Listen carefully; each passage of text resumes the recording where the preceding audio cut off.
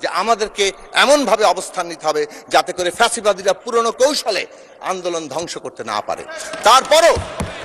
তারপরও আমরা দেখেছি কিভাবে তারা নির্বিচারে হত্যাকাণ্ড চালিয়েছে। শহীদের প্রত্যেকটি সংখ্যা কেবল তারা সংখ্যা নয়, এক একটি মানুষ, এক একটি জীবন, এক একটি স্বপ্ন। আমরা বাংলাদেশ একটা জাতীয় পুনর্গঠনের কালে আছি।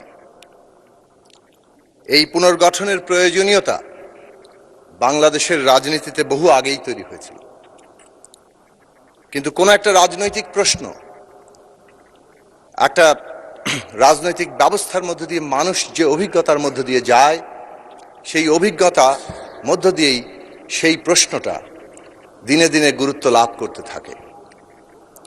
বাংলাদেশে বেশ কয়েকবার আমরা রাজনৈতিক সংকট দেখেছি, কিন্তু 2008 সালের 29শে ডিসেম্বরের নির্বাচনের পর থেকে যে সরকার ক্ষমতায় এসেছিল, 2011 সালে সংবিধান সংশোধন করে বাংলাদেশের রাজনীতিতে সরকার এবং বিরোধী দলের মধ্যে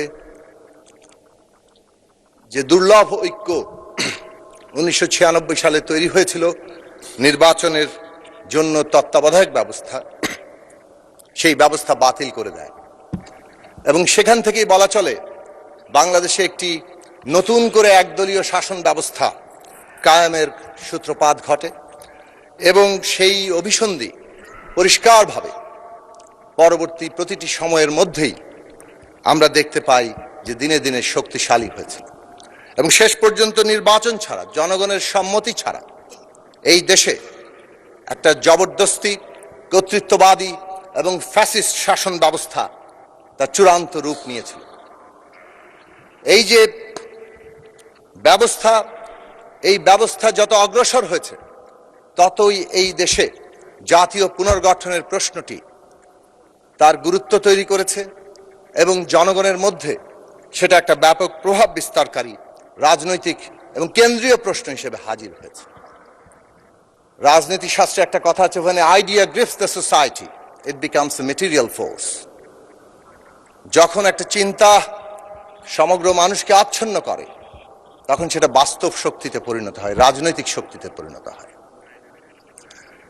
আজকে বাংলাদেশে 2026 সালের 12ই ফেব্রুয়ারি যে নির্বাচন অনুষ্ঠিত হয়েছে, যেখানে জনগণ ভোট দিতে পেরেছেন এবং সেই ভোটের মধ্য দিয়ে বাংলাদেশের জনগণ যে দলকে সংখ্যাগরিষ্ঠ দল হিসেবে নির্বাচিত করেছে এবং সংখ্যাগরিষ্ঠ দলের নেতা হিসেবে, সংসদ নেতা হিসেবে যিনি প্রধানমন্ত্রীর দায়িত্ব নিয়েছেন জনাব তারেক রহমান, এটা একটা গুরুত্বপূর্ণ ঘটনা যে অভিজ্ঞতার মধ্য দিয়ে বাংলাদেশের এই জাতীয় পুনর্গঠনের প্রশ্নটিকে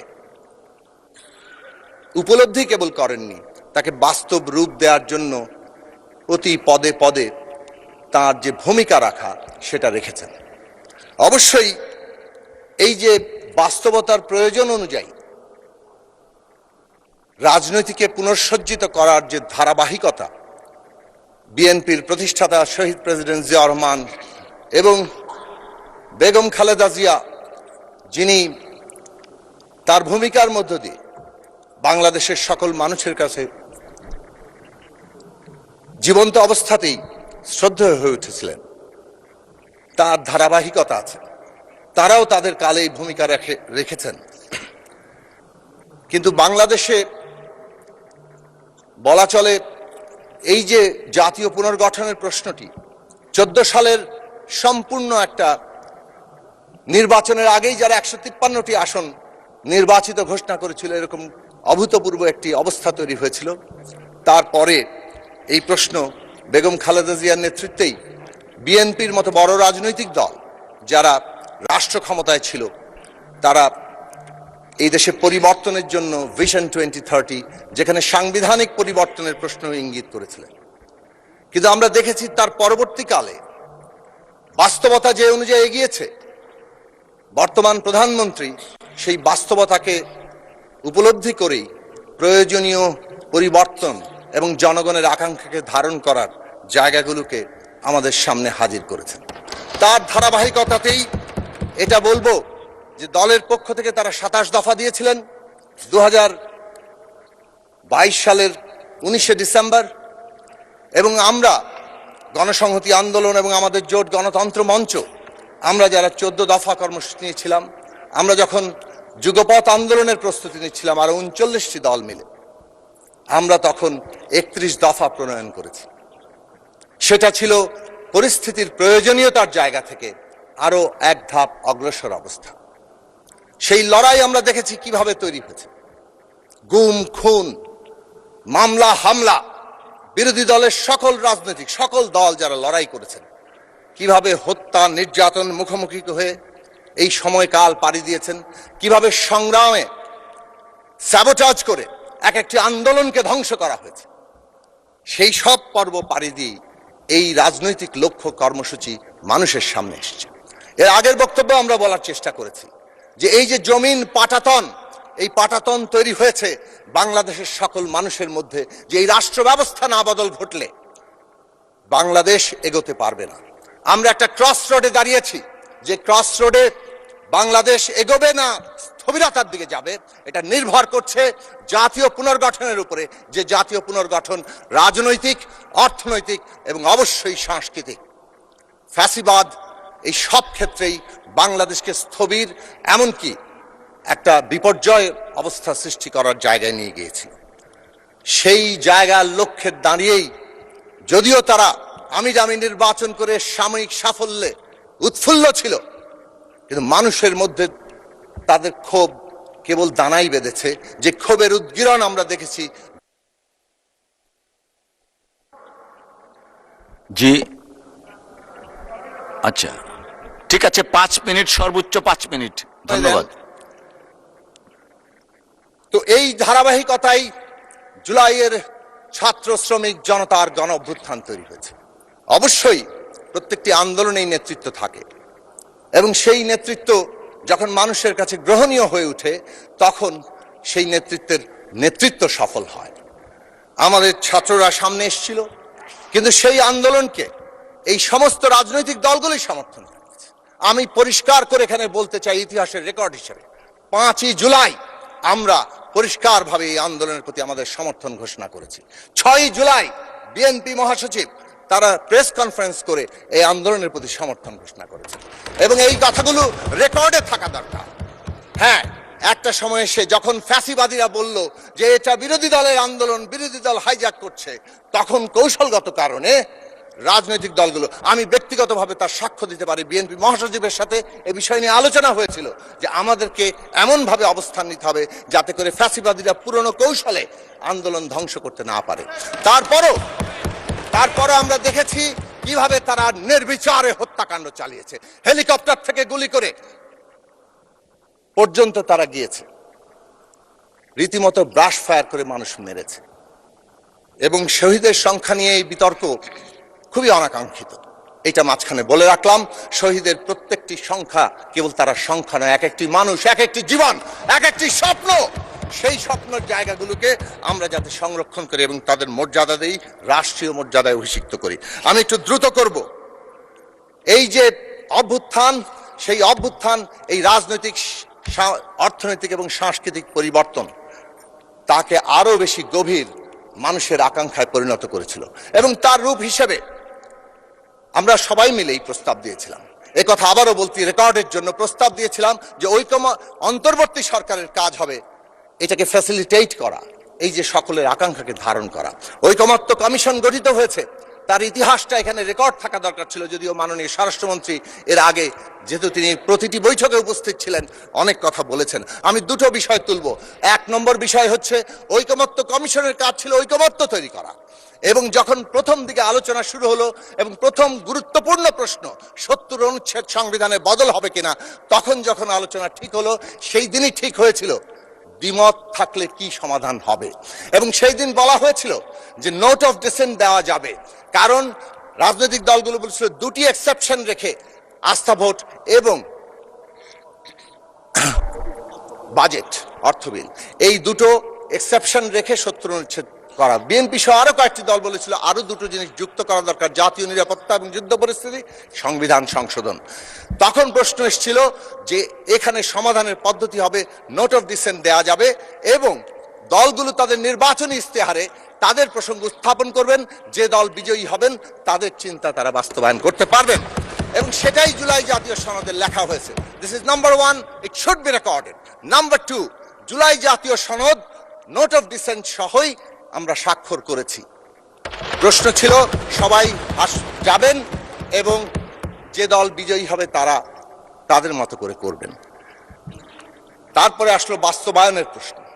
বাস্তবায়নের প্রশ্নে এসে হ্যাঁ, এটা ঠিক, গণসংহতি আন্দোলনের পক্ষ থেকে 28শে জুলাই 2023 সালে আমরা সংবিধান সংস্কার পরিষদ গঠনের কথা দাবি তুলেছিলাম, কিন্তু আমরা কখনোই এটা বলিনি যে আমরা যা বলেছি সেটাই বাস্তবায়ন করতে হবে। আমরা সবসময় বলেছিলাম যে একটা ন্যূনতম জাতীয় ঐক্যমত ছাড়া এই ট্রানজিশন এগোতে পারবে না।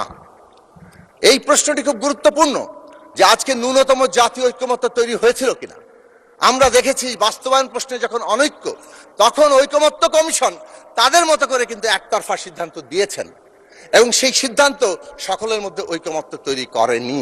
ফলে গণভোটে কে কিভাবে হ্যাঁ ভোট দেওয়ার জন্য আহ্বান জানিয়েছেন তার অবস্থান কিন্তু প্রত্যেক দল নিজের মতো করে ব্যাখ্যা করেছে। কেউ জুলাই জাতীয় সনদের পক্ষে হ্যাঁ ভোট দেওয়ার প্রস্তাব দিয়েছেন, কেউ হয়তো আদেশ বাস্তবায়নের জন্য বলেছেন।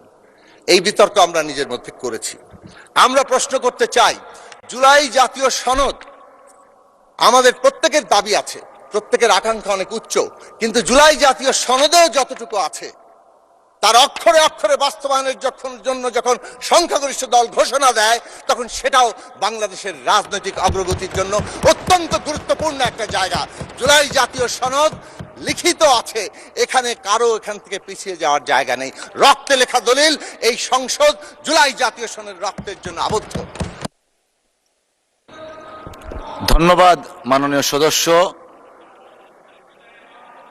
আচ্ছা, ঠিক আছে ঠিক আছে ঠিক আছে মাননীয় চিফ হুইপ বলছেন আর আরো 3 মিনিট বাড়িয়ে দেওয়া হলো আপনাকে। 3 মিনিটের মধ্যে শেষ করতে হবে প্লিজ। Thank you. আমি 2 মাস ধরে তো কোনো কথা বলতে পারছি না। যে কথাটা বলতে চাই, রাজনৈতিক কাঠামোগত পরিবর্তন একটা অব্যাহত প্রক্রিয়া।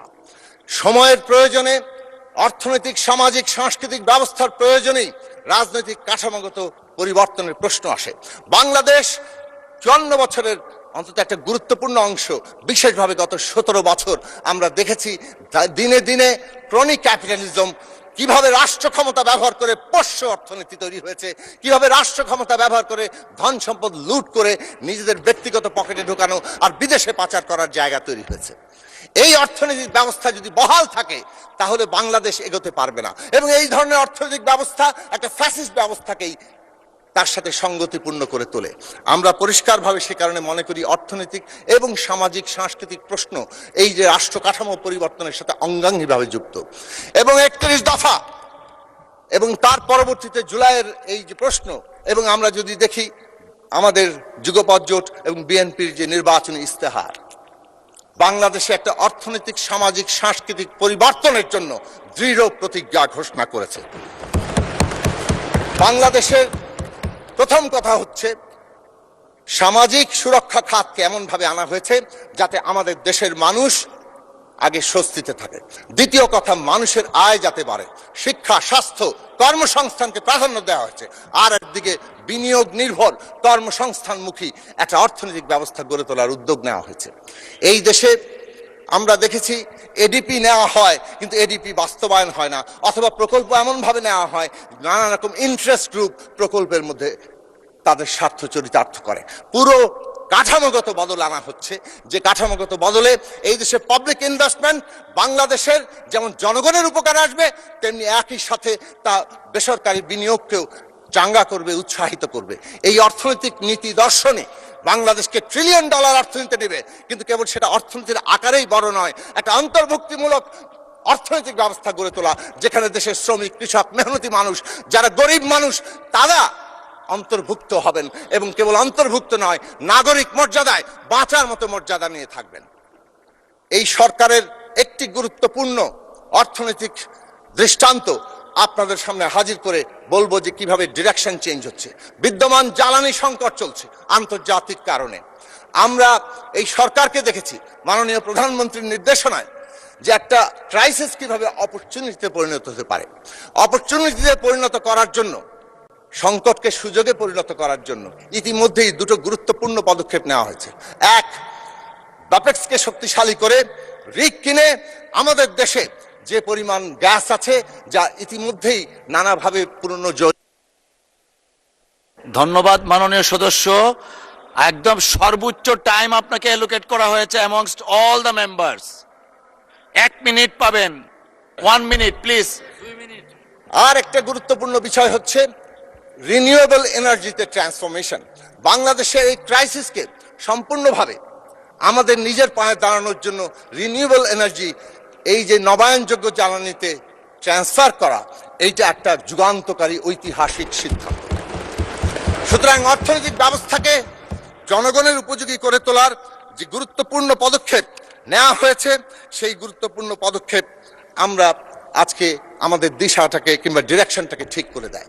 আর একটা গুরুত্বপূর্ণ প্রশ্ন বলেই শেষ করব, মাদক, নারী নির্যাতন আমরা কিভাবে এখান থেকে নাই করে দেব, সেই জায়গাটা বাংলা এই সরকারের গুরুত্বপূর্ণ জায়গা। সবচেয়ে বড় ব্যাপার হচ্ছে ফ্যাসিস্টরা কিভাবে বেঁচে থাকে, ঘৃণা উৎপাদন করে, বিভাজন করে। আজকে অনেকেই ফ্যাসিস্ট ব্যবস্থার বিরুদ্ধে কথা বলেন, কিন্তু ঘৃণা আর বিভক্তি